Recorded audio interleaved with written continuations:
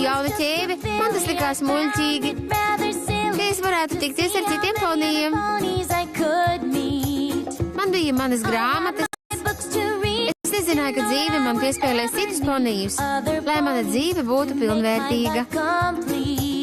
Bet vienmēr bija kumeļš, kurš man ļoti rūpēja. Es zināju, ka viņš vienmēr būs man blakus. Mans lielākais brālis, mans labākais draugs. Kā divi zirņi podiņā mēs darījām visu kopā.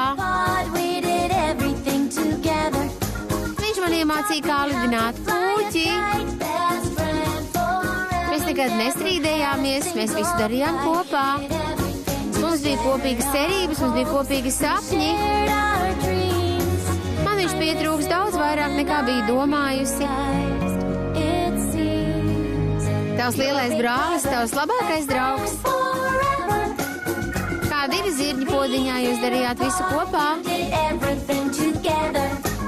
Un arī viņš bija tik tālu, es cerēju, ka viņš būs mans lielais brālis un mans labākais draugs uz mūžīgiem laikiem.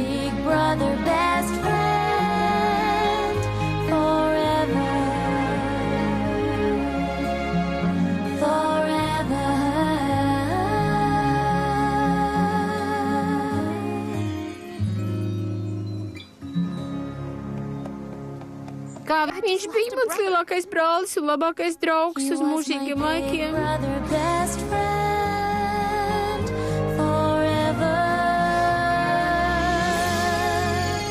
Un tagad mēs nekad vairs neko nedarīsim kopā.